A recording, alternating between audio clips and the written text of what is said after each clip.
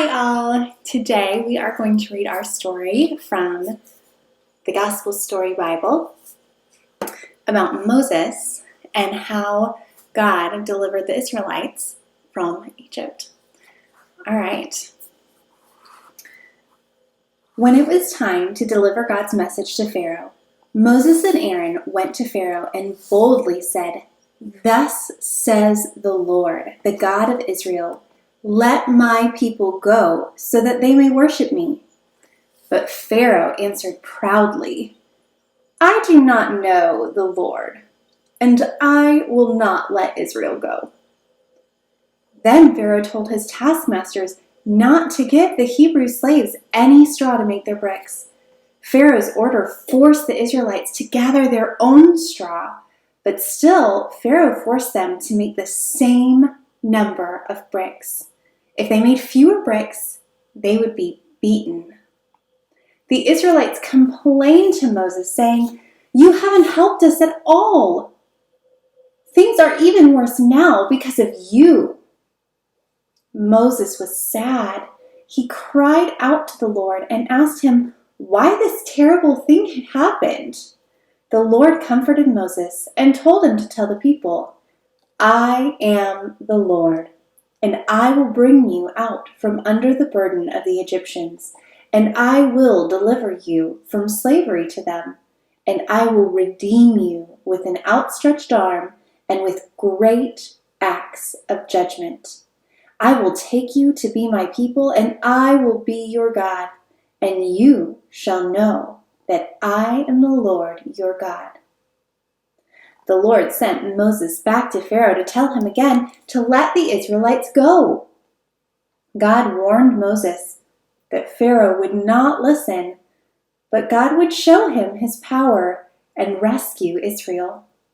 To prove to Pharaoh that God's power was with Moses, the Lord told Moses to have Aaron throw his staff down on the ground in front of Pharaoh. There it would become a serpent. Moses and Aaron did just what the Lord told them, and when Aaron threw his staff down, it turned into a snake. Pharaoh quickly called his magicians to see if they could do what Aaron had done. When they threw down their staffs, they turned into serpents too, but Aaron's serpent swallowed up and ate the other snakes. Even though God revealed his power, Pharaoh did not want to obey him. He hardened his heart, which means he decided to not believe God and would not let God's people go. It may seem like things are not going well for Moses, but we can't forget God's plan. It can never be stopped. Even when things don't seem to go right, God is in control, behind the scenes, working out his purpose. Think about Jesus. When he was arrested, the disciples didn't think things were working out either. But God knew exactly what he was doing. Even when the bad guys seemed to be winning, God's plan to save us is working perfectly. Let's find out what happens next. God hardened Pharaoh's heart, and he refused to let the Israelites go. Because of this, God told Moses to strike the water of the Nile River and turn it into blood. Moses obeyed the Lord, and the Nile and all the water in Egypt turned to blood. Now there was no water to drink. But when Pharaoh saw that his magicians could do the same thing, he refused to let God's people go. 7 days later, God sent Moses back to Pharaoh. Moses says, "Thus says the Lord, let my people go.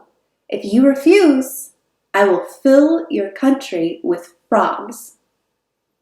Again, Pharaoh refused. So Moses turned to Aaron and said, "Stretch out your staff over the rivers, the canals, and the pools, and make frogs come up out of the land." When Aaron did, suddenly frogs were everywhere. Pharaoh pled with Moses to take the frogs away, and he promised to let the people go. But once the frogs were gone, he changed his mind again. Next, God sent a plague of gnats to Egypt. The gnats attacked the Egyptians, but they left God's people alone. Pharaoh tried to bargain with Moses, and he said the Israelites could offer their sacrifices to God in Egypt. But Moses said the Lord's command was to let his people go. Finally, Pharaoh agreed, but when the gnats were gone, he changed his mind again. The Lord brought plague after plague to Egypt. Every time he did, they never bothered the Israelites, just the Egyptians. God sent flies. He caused the Egyptians' animals to die.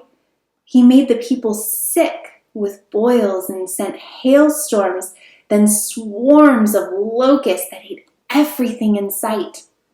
And even darkness covered the land.